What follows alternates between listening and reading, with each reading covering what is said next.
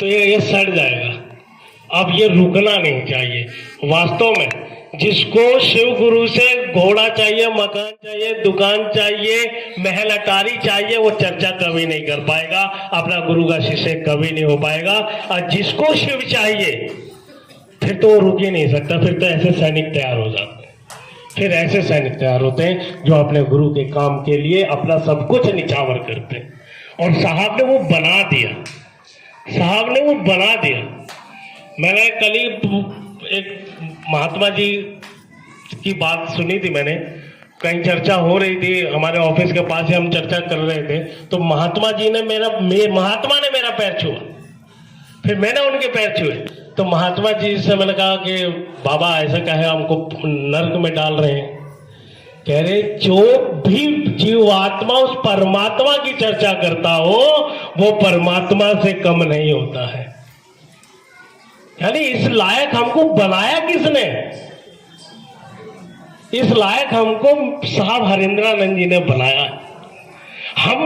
मैं तो कल कह रहा था उनकी तस्वीर ध्यान करते समय, तस्वीर देखते हुए कि महादेव साहब अगर आप नहीं होते, नहीं मिले होते आप मुझे, तो मेरा होता क्या होता? मैं तो कहीं का नहीं रहता।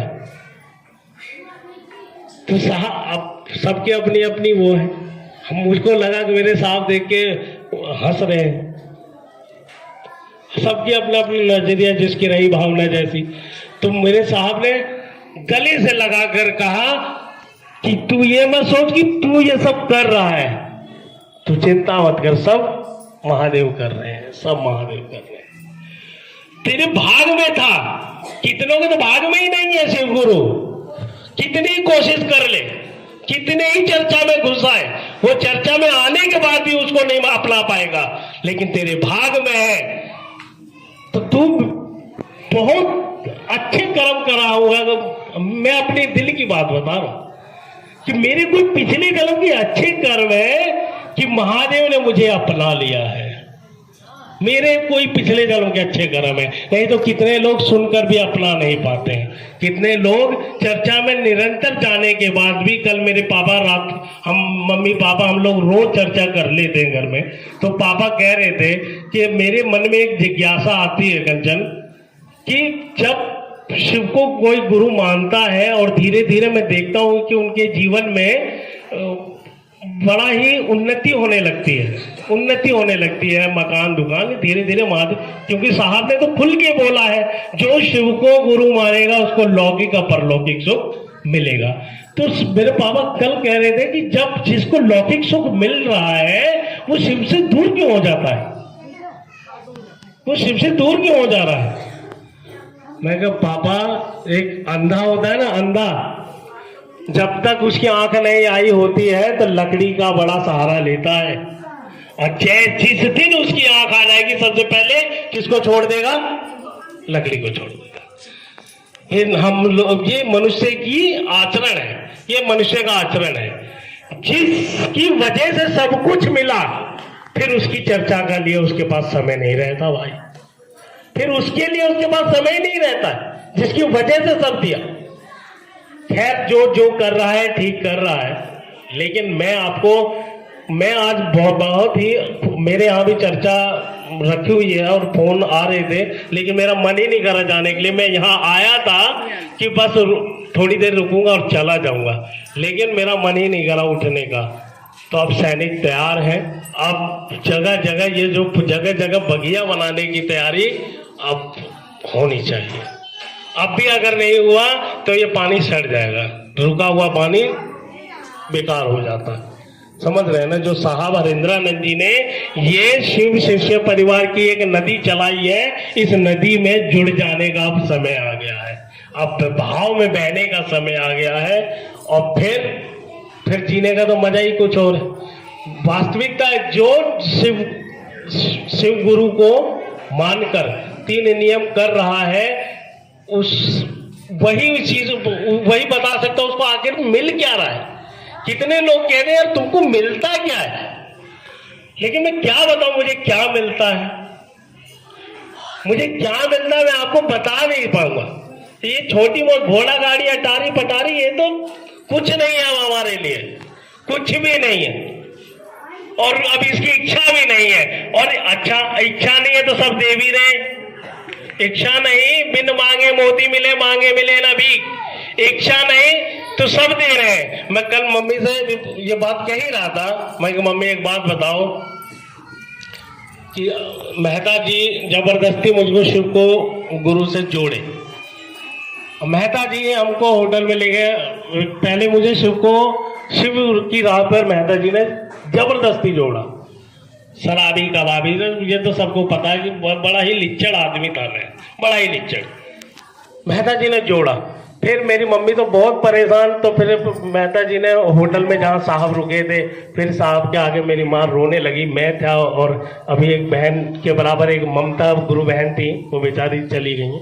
हम दोनों भाई बहन साहब से मिलने गए, और मेरी माँ जब रो के साहब से बोली तो साहब ने कहा तेरी घोषणा आज मैं दोबारा करता हूँ। जब उन्होंने वहां घोषणा करी, उस दिन के बाद से मैं देख रहा था कि मेरा आचरण बदलने लगा। मैं देख रहा मेरा आचरण बदलने लगा। अब पहले और अब अगर साहब ना मिले होते तो मेरा क्या होता?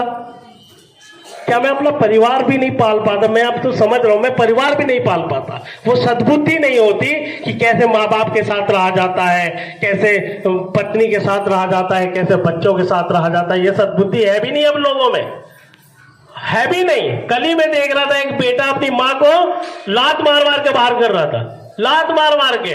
सद्बुद्धि बची नहीं है लोगों के पास, सद्बुद्धि नहीं बची। परसों समाचार मैंने पढ़ा, एक माँ ने अपने बेटे से विवाह कर लिया, भोलेनाथ। सद्बुद्धि नहीं बची है अब लोगों में।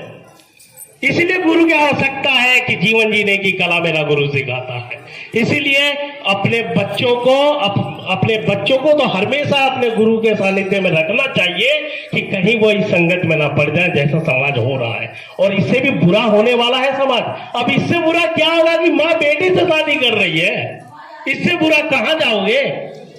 अब कलयुग है ना भाई, यानी बहुत बुरी स्थिति होने वाली है। और साहब ने तो बोला है कि जो मेरे शिव को पकड़ के चलेगा उसका मेरा शिव संभाले रखेगा, जो मेरे शिव को पकड़ के चलेगा।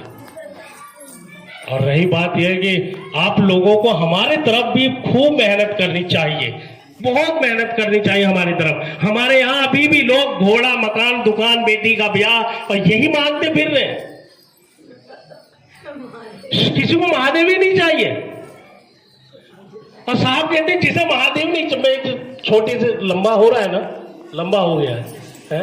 लेकिन एक जब कृष्ण भगवान के पास दुर्योधन और अर्जुन गए तो कृष्ण भगवान ने क्या बोला कि एक तरफ तो मेरी सेना है और एक तरफ मैं हूं, तुम मुझ में से क्या चाहते हो? तो दुर्योधन मूर्ख, क्या मांगा? सेना। अर्जुन समझदार, उसने क्या मांगा? कृष्ण। और कृष्ण को जैसे ही मांगा उसका सारथी बन गया। तो साहब हमको यही ना समझाए, अरे तुम मांगना क्या है, तुमको अभी तक तो यही समझ नहीं आ रहा। अरे महादेव को मांगो, तुम्हारा सारथी हो जाएगा, तुम्हारे जीवन की गाड़ी को महादेव खुद चलाने लगेगा। और ये बात किताबों में नहीं मिलेगी, ये बात तो अनुभूतियों से मिलेगी। अनुभव अब हो रहा है, अब ये अनुभव हो रहा है। पहले तो समझ में ही नहीं आता था कि क्या हमने शिव को गुरु बनाया क्या, लेकिन अब धीरे धीरे घट रहा है जीवन में, धीरे धीरे ये बात समझ में आ रही है। और वास्तव में साहब ने वो किसी किताब और शास्त्र की जरूरत ही नहीं, अगर तुम्हारा गुरु शिव है तो सब शास्त्रों का ज्ञान तुम्हारा गुरु करा देगा। चलिए इतनी बात करके मैं